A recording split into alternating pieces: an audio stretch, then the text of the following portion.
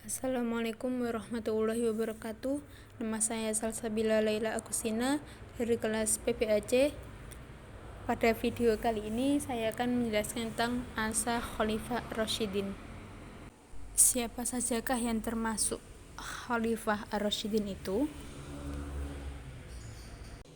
Yang pertama yaitu Khalifah Abu Bakar Asy-Syiddiq. Nama aslinya Abdus Syam, tetapi setelah masuk Islam diganti oleh Rasulullah menjadi Abu Bakar. Dan Asy-Syiddiq merupakan gelar yang diberi Rasulullah karena ia sangat mempercayai dan membenarkan Rasulullah SAW dalam segala hal. Melalui putrinya Aisyah, Abu Bakar merupakan ayah mertua dari Nabi Muhammad. Abu Bakar menjadi khalifah selama 2 tahun.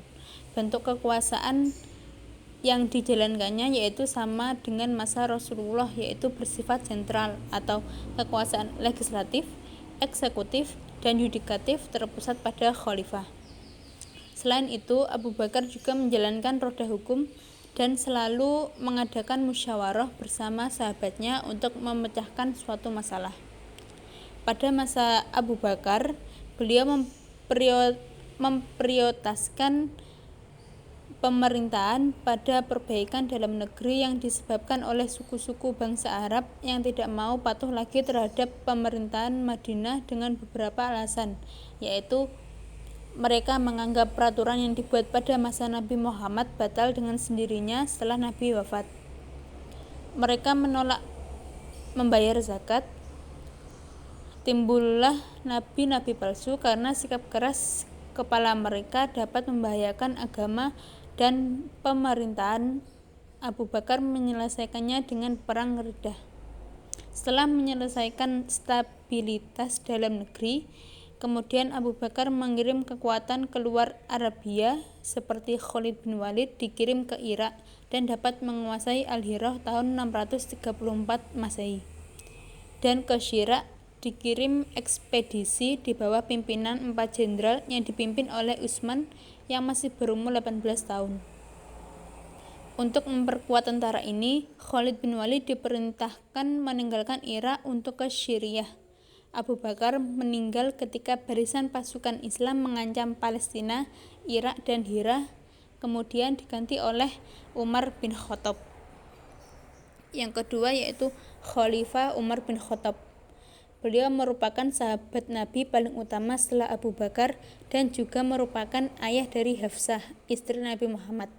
Pada masa Umar, beliau gencar melakukan penaklukan daerah kekuasaan, yaitu di ibu kota Syriah, Damaskus, Mesir, Al-Qasidiyah, Persia, dan Mesir. Dengan penaklukan yang cepat, Umar mulai mengatur administrasi negara, lalu dibentuk administrasi pemerintahan, diatur menjadi 8 wilayah provinsi, yakni Mekah, Madinah, Syriah, Jazirah, Basrah, Kufah, Palestina, dan Mesir. Beberapa departemen yang dianggap perlu didirikan yaitu Diwan Al-Kharaj atau Bait Al-Mal, mengatur keuangan negara, Diwan Al-Qadrah atau pengadilan, Diwan Al-Jundi atau Badan Pertahanan dan Keamanan. Bidang tata negara dibentuk Al-Wirazat dan Al-Kitabat. Dalam bidang pengetahuan, beliau memerintahkan Ali bin Abi Thalib untuk membentuk dasar-dasar tata bahasa Arab supaya terhindar dari kesalahan memahami Al-Quran dan hadis. Umar memerintahkan selama 10 tahun. Masa jabatannya berakhir dengan kematian. Dia dibunuh oleh seorang budak dari Persia bernama Abu Lulu'ah. Untuk menggantikannya, dia menunjuk 6 orang sahabat dan meminta kepada mereka untuk memilih seseorang menjadi khalifah. 6 orang tersebut adalah Utsman, Ali, Tolhah, Zubair, Sa'ad, dan Abdurrahman. Setelah Umar wafat, tim ini bermusyawarah dan berhasil menunjuk Utsman sebagai khalifah. Kemudian khalifah ketiga yaitu Utsman bin Affan. Sebelum dan setelah masuk Islam, Utsman merupakan saudagar kaya yang dermawan dan bersifat lemah lembut. Di masa pemerintahnya, beliau membuat bendungan air untuk mengatasi banjir, juga untuk perairan kota, membangun jalan, masjid, dan memperluas Masjid Nabi di Madinah. Beliau juga membuat sebuah karya yang dikenal dengan Mushaf Utsmani. Salah satu faktor yang menyebabkan banyak rakyat kecewa yaitu kebijakan mengangkat keluarganya dalam kedudukan tinggi di pemerintahan dan menghadiahkan harta pada keluarga. Banyak keluarga yang memiliki kedudukan sehingga Utsman tidak tegas menindaklanjuti kesalahan bawahnya. Pemerintahan Utsman memang berbeda dengan pemerintahan Umar, mungkin karena umurnya yang telah lanjut dan sifatnya yang lemah lembut. Utsman wafat karena dibunuh oleh pemberontak yang terdiri dari orang-orang yang kecewa akan pemerintahnya. Setelah Utsman meninggal, masyarakat beramai-ramai membaiat Ali bin Abi Thalib sebagai pengganti Utsman. Kemudian khalifah yang keempat yaitu Ali bin Abi Thalib.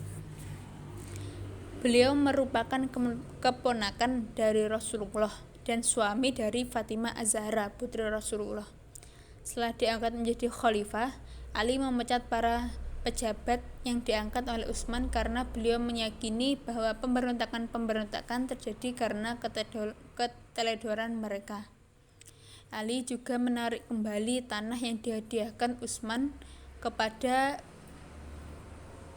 penduduk dengan menyerahkan hasil pendapatnya kepada negara dan memakai sistem distribusi pajak tahunan sebagaimana yang pernah diterapkan Umar. Kemudian Ali bin Abi Thalib menghadapi pemberontakan Thalhah, Zubair, dan Aisyah. Alasan mereka yaitu Ali tidak mau menghukum para pembunuh Utsman dan mereka menuntut bela darah terhadap Utsman yang telah dibunuh secara zalim. Perang dahsyat pun berkobar. Perang ini dikenal dengan nama Perang Jamal atau Unta karena dalam pertempuran mereka menunggang unta. Di ujung pemerintahan Ali, umat Islam terpecah menjadi 3 golongan, yakni Muawiyah, Syiah, dan Al-Khawarij. Pada tanggal 20 Ramadan 40 Hijriah, Ali terbunuh oleh seseorang anggota Khawarij dan diganti anaknya Hasan selama beberapa bulan. Namun karena Hasan lemah, sementara Muawiyah semakin kuat, maka Hasan membuat perjanjian damai. Perjanjian ini dapat mempersatukan umat Islam kembali dalam satu kepemimpinan politik di bawah Muawiyah ibnu Abu Sufyan. Dengan demikian berakhirlah masa Khulafaur Rasyidin dan dimulailah kekuasaan Bani Umayyah. Mungkin cukup sekian dari saya. Wassalamualaikum warahmatullahi wabarakatuh.